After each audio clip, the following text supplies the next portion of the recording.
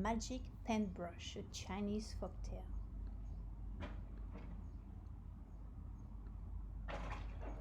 Once upon a time, a boy named Maling lived in China. Maling was an orphan. He was poor, but he was polite and was kind, and he wished to help other people. He had no one to take care of him. He gathered firewood and herded cattle to earn his keep.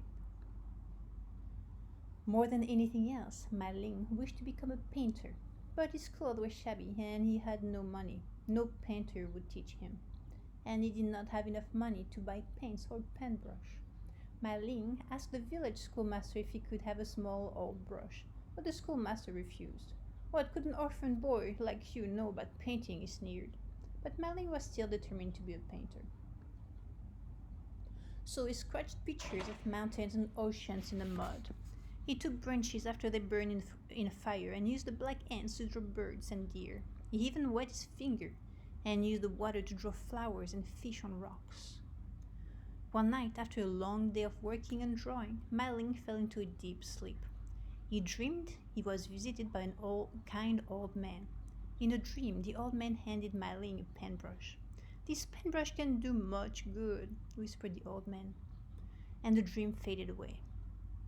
When Maling awoke, he was grasping a paintbrush. It was small and old, and was missing half its bristles. But it was a paintbrush, and it made Maling very happy. Maling took ashes and water and made ink. He dipped the brush and then began to paint on a flat white rock. His brush strokes quickly outlined a bird. When he completed the final feather, the bird chirped and flew away. Maling could hardly believe it. He thought he must be dreaming, so he decided to test the brush again. Once again, he dipped his brush in the ink. Once again, he began to paint on the flat white rock. His brush strokes quickly outlined a deer. When he added the last spot, the deer sprang from the rock and leaped away. "It is a magic paintbrush!" exclaimed Maling. He went to the village and began to help people. When he saw a child, he painted a toy. When he saw a hungry person, he painted rice and tea. And when he saw a farmer, he painted cows and new iron claws. With help from Maling and his magic paintbrush, the people of the village began to prosper. Before long, word of Maling and his magic paintbrush reached the emperor. The emperor was a greedy man. He wanted all the riches and all the magic in the world for himself. He wanted Maling's magic paintbrush badly. Soldiers came to Maling's village and grabbed Maling. Maling held tight to his paintbrush. The soldiers took the boy to the emperor's palace. When they arrived, Maling bowed to the emperor. "How can I be of service, O wise emperor?" he asked. "Paint me a dragon," ordered the emperor. Maling realized the emperor was cruel and greedy. Instead of a dragon, he painted a spiny lizard. The lizard flicked its tongue and sounded off. The emperor was furious that Maling had disobeyed him. He took the magic paintbrush. He had Maling thrown into a dungeon. Then the emperor gave the magic paintbrush to a famous artist. The emperor ordered the artist to paint him piles of gold coins. The artist obeyed, but every coin he painted turned into an ordinary rock.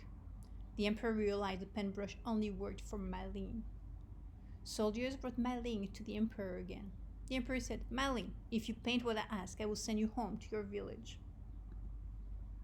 Maling knew the emperor would never let him go home as long as he had the magic paintbrush. He pretended to agree with the emperor. The emperor made his first request. "Paint me a tree made of silver and a mountain made of gold," he ordered. The soldiers brought soft white paper and fine colored inks. Maling began his tasks, and the emperor looked over his shoulder. First, Maling painted a wide ocean. The emperor exclaimed, "Where's my tree?" "Have patience," Maling replied. Then he painted an island in the ocean. On the island were trees made of silver and mountains made of gold. "That's better," said the emperor. "Now paint me a boat so I can cross the ocean." So Maling painted a fine sailboat. It had large red sails and a dragon's head on its prow. The emperor approved of Maling's work. He boarded the boat. "Now send your breeze to blow me to the island," he demanded. So Maling added wispy, curved lines so the boat slowly moved away from shore. "Faster, faster!" cried the emperor, impatient with greed.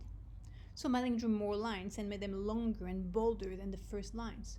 The wind blew harder and the boat moved more quickly toward the island. But the emperor still called for more wind. My Ling added more and more lines until the wind blew with the strength of 10 hurricanes.